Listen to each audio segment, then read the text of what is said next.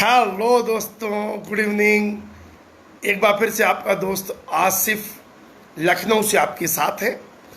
Briefly introduce कर दूं, मैं Asif's English and personal development, जो कि एक यूट्यूब चैनल है, Asif's ASIF Asif's English and personality development का फाउंडर हूं और आपके सहयोग से 13,000 सब्सक्राइबर्स हो चुके हैं।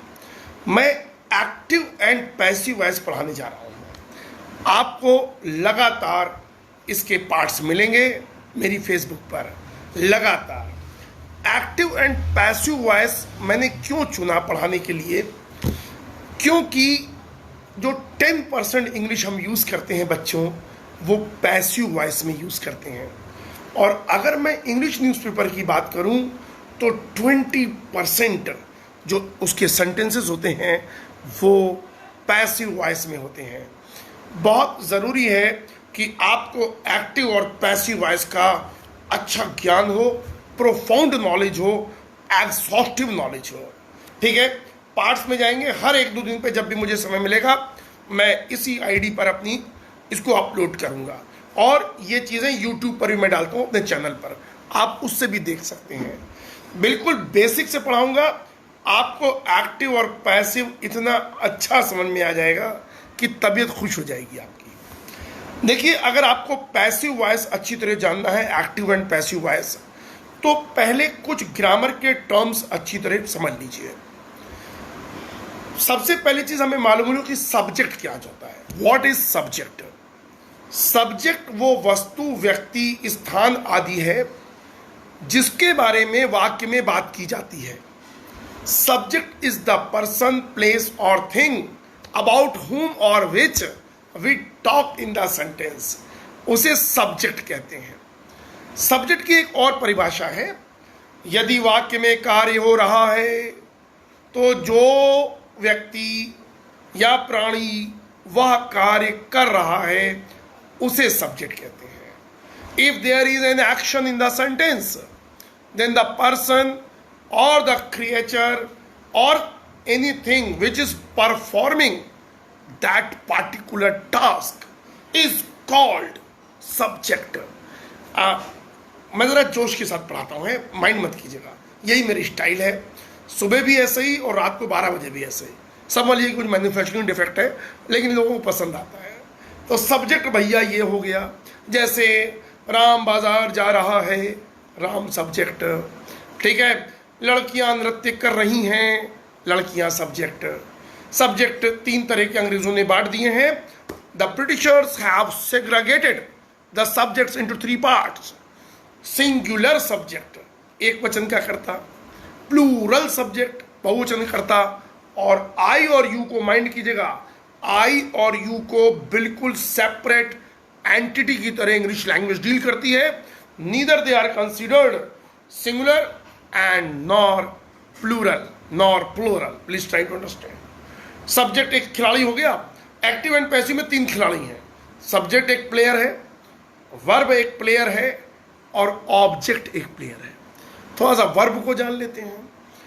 Verb are the words which tell something about the subject. Words वे शब्द हैं जो सब्जेक्ट के बारे में कुछ बताते हैं। या हम दूसरे शब्दों में कह सकते हैं, यदि वाक्य में कार्य हो रहा है तो कार्य को दर्शाने वाले शब्द वर्ब कहलाएंगे। If there is an action in the sentence, then the words which denote that action are called verbs. Verb 3 तरह की होती हैं, transitive verb, intransitive verb and verb of incomplete predication. इसके बारे में बात करें उसके पहले एक जानकारी देना चाहूंगा। आप मुझसे पढ़ भी सकते हैं, 2 तरह से पढ़ सकते हैं। अभी रिसेंटली गूगल मीट की क्लासेस मैंने चालू की हैं। सिर्फ 500 रुपीज पर मंथ में आप अपनी ग्रामर को बिल्कुल घोल के पी सकते हैं। पूरी ग्रामर पढ़ा दूंगा 3 महीने के अंदर, पूरे 12 टेंस, पूरी 13 मॉडल्स, और 76 miscellaneous sentences, active, passive, direct, indirect, Google Meet के क्लासेस में। टाइमिंग नोट कर लीजिए, मॉर्निंग में 7 to 7:30 और मॉर्निंग में ही 10 to 10:30। बेहतरीन ग्रामर पढ़िए, शुरू से बेस से पढ़ाऊंगा, सेंटेंस के पूरे 9 प्रकार पढ़ाऊंगा, पूरे टेंसेस थारोली पढ़ाऊंगा। टेंस आदि जान है यार, पूरी मॉडल ऑक्सिलरीज पढ़ा दूंगा 13, कैन, कुड, मे, माइट। उसके बाद फिर 76 चैप्टर पढ़ाऊंगा, मॉडल सेंटेंसेस, वे वाक्य जो ना तो टेंस से बन सके ना ही मॉडल से। ऐसा पढ़ाऊंगा कि आपकी तबीयत खुश हो जाएगी। ठीक है, चलो, तो मैं बात कर रहा था मॉडल पैसिव वॉइस की, और हम वर्ब पे थे। वर्ब 3 प्रकार की, ट्रांजिटिव वर्ब, वे वर्ब, जिन्हें वाक्य में अपने अर्थ को पूरा करने के लिए ऑब्जेक्ट की आवश्यकता हो, उन्हें ट्रांजिटिव वर्ब्स कहा जाता है। The verbs which require an object to complete their meaning in the sentence are called transitive verbs। एक बार दोहरा दूं, वे क्रियाएं जिन्हें वाक्य में अपने अर्थ को पूरा करने के लिए एक ऑब्जेक्ट की आवश्यकता हो, उन्हें ट्रांजिटिव वर्ब कहते हैं। डिक्शनरी में VT लिखा रहता है, स्मॉल v, स्मॉल t, इसका मतलब ट्रांजिटिव वर्ब। जैसे he gave me a pen, उसने मुझे एक पेन दिया। अगर आप खाली इतना कहें ही गेव, उसने दिया, मीनिंग पूरी नहीं हुई।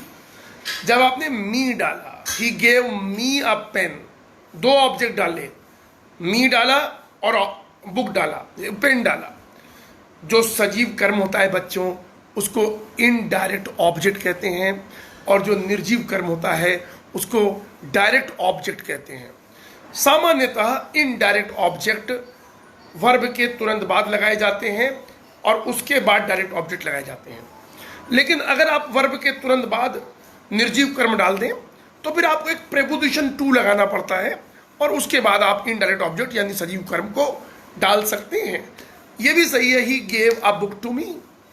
तो वे क्रियाएं जिन्हें वाक्य में अपने अर्थ को पूरा करने के लिए एक ऑब्जेक्ट की आवश्यकता होती है, उन्हें ट्रांजिटिव वर्ब कहते हैं।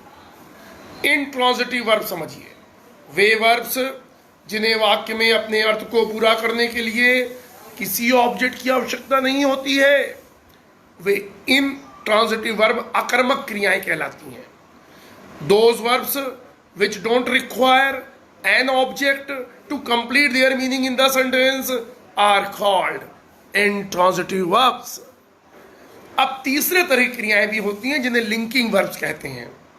कुछ क्रियाएं ऐसी हैं जिन्हें वाक्य में अपने अर्थ को पूरा करने के लिए एक शब्द की आवश्यकता होती है और वह शब्द ऑब्जेक्ट नहीं होता है, उसे कॉम्प्लीमेंट कहते हैं।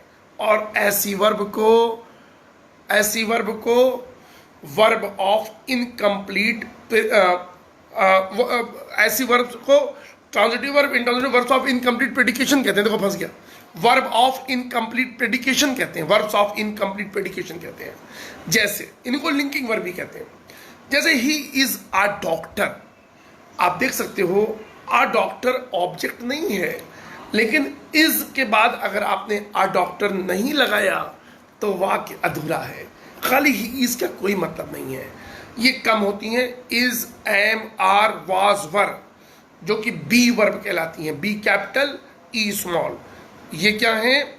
Intransitive verb of transitive verbs of incomplete predication. ठीक है, लिंकिंग वर्ब्स हैं ये।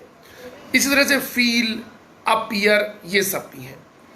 मेन आपको अगर पैसिव वॉइस को समझना है तो ट्रांजिटिव वर्ब पर ध्यान देना होगा, ट्रांजिटिव वर्ब्स पे, क्योंकि पैसिव वॉइस केवल उसी क्रिया का बन सकता है जिसमें ट्रांजिटिव वर्ब लगती हो।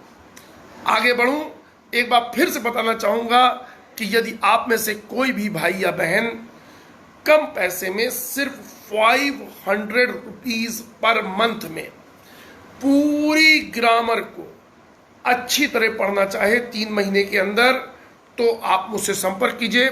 मेरा व्हाट्सएप नंबर है 9335077458। गूगल मीट पे क्लासेस चल रही हैं, सुबह 7 से 7:30 पहला बैच और 10 to 10:30। अगर आप स्पोकन करना चाहें तो भी 500 रुपीज़ पर मंथ में स्पोकन कर सकते हैं। 30 मिनट्स के बैच बनाए हैं, 8 बच्चों को रखा है, हर बच्चे पर ध्यान दिया जाएगा और वो आराम से सीख जाएगा। तो मैंने आज वर्ब्स की बात की, वर्ब के प्रकार बताए। इसके आगे मैं अगले लेक्चर में बताऊंगा। इसी फेसबुक आईडी पर जल्दी ही 1-2 दिन के अंदर अगला लेक्चर डालूंगा और ये लेक्चर मैं यूट्यूब पर भी अपलोड कर रहा हूँ, आप उससे भी आनंद लें।